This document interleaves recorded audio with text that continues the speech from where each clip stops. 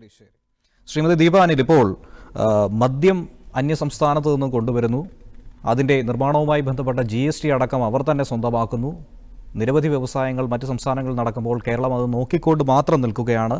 ഒട്ടനവധി തൊഴിലവസരങ്ങളും അവർ തന്നെ സ്വന്തമാക്കുന്നു. ഇതൊക്കെ തന്നെ നമ്മുടെ നാട്ടിലും വേണ്ടേ എന്നുള്ള ചോദ്യമാണ് പ്രധാനമായും ഈ അവസരത്തിൽ LDF ഉയർത്തുന്നത്.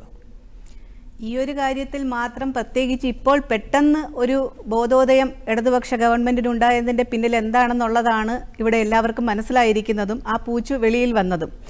ഇപ്പോൾ ബഹുമാനപ്പെട്ട MLA വളരെ അഭിമാനത്തോടു കൂടി വിഴിഞ്ഞം പദ്ധതിയെ പറ്റിയൊക്കെ പറയുമ്പോൾ ഞാനിവിടെ ഇരുന്ന് അഭിമാനം കൊള്ളുകയായിരുന്നു. കാരണം ഉമ്മൻചാണ്ടി എന്ന കേരളത്തിൻ്റെ മുഖ്യമന്ത്രിയുടെ ആർജവത്തിൻ്റെ ഫലമാണ് വിഴിഞ്ഞം പദ്ധതി എന്ന് പറയുന്നത്. കാരണം അന്ന് സർവകക്ഷി യോഗം വിളിച്ച് എല്ലാവരോടുമായി ആലോചിച്ചിട്ട് നടത്തിയ ഒരു പദ്ധതിക്കെതിരെ പോലും ഒറ്റ ടെൻഡർ വിവാദം എന്ന് പറഞ്ഞുകൊണ്ട് സമരം നടത്തി അവിടുത്തെ തീരദേശ നിവാസികളെയൊക്കെ ആവശ്യമില്ലാത്ത തരത്തിലുള്ള അവരെ പ്രകോപിപ്പിക്കുകയും ആശങ്കപ്പെടുത്തുകയും ചെയ്തുകൊണ്ട് ഇതിനെതിരെ ഇത് മാത്രമല്ല, വിഴിഞ്ഞം പദ്ധതിക്ക് മാത്രമല്ല, കേരളത്തിലെ ഏത് വികസന പദ്ധതികൾക്കാണ് ഇടതുപക്ഷം കൊടിപിടിക്കാതിരുന്നിട്ടുള്ളത്? സിയാൽ മോഡൽ ഒരു എയർപോർട്ട് കൊച്ചിയിൽ ഉണ്ടാക്കിയപ്പോൾ എന്തായിരുന്നു ഇവരുടെ ബഹളം എന്ന് പറയുന്നത്?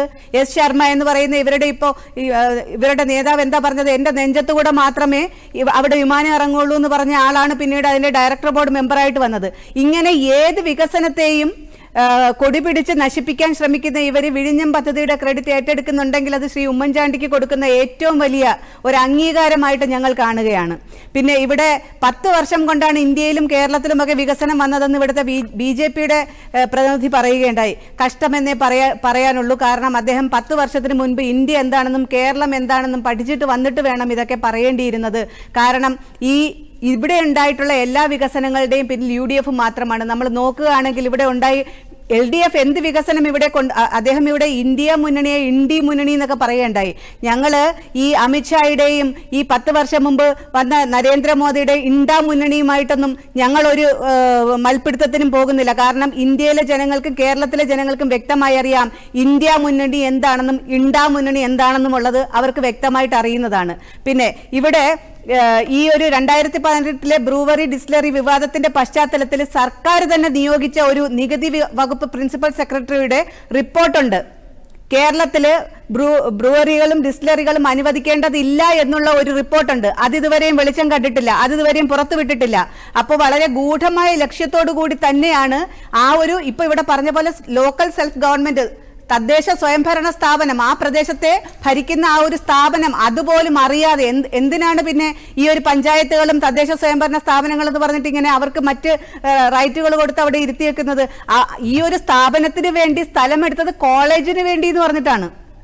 കോളേജിന് വേണ്ടി എന്ന് പറഞ്ഞ് പഞ്ചായത്തിനെ തെറ്റിദ്ധരിപ്പിച്ചുകൊണ്ടാണ് ഇതിനു വേണ്ടിയിട്ട് സ്ഥലം ഏറ്റെടുത്തത്.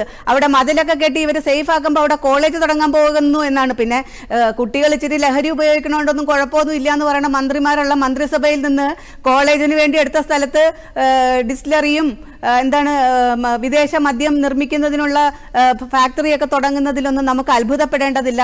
ഇടതുപക്ഷ ജനാധിപത്യ മുന്നണിയുടെ ഭാഗത്ത് നിന്ന് ഇതല്ല, ഇതിനപ്പുറവും കേരളത്തിലെ ജനത പ്രതീക്ഷിക്കണം. ജനങ്ങളല്ല അവർക്ക് മുന്നിലുള്ളത്, അവർക്ക് ചില പ്രത്യേക താല്പര്യങ്ങളുണ്ട്. ആ താല്പര്യങ്ങൾക്ക് വേണ്ടി എന്ത് വിട്ടുവീഴ്ച ചെയ്യാനും എന്ത് മറപ്പണി നടത്താനും അവർക്ക് യാതൊരു ഒരു സങ്കോചവുമില്ലാത്ത ഒരു ഗവൺമെന്റാണ് ഇന്ന് കേരളം ഭരിക്കുന്നത്. അത് ജനങ്ങൾ മനസ്സിലാക്കിക്കൊണ്ടിരിക്കുകയാണ്.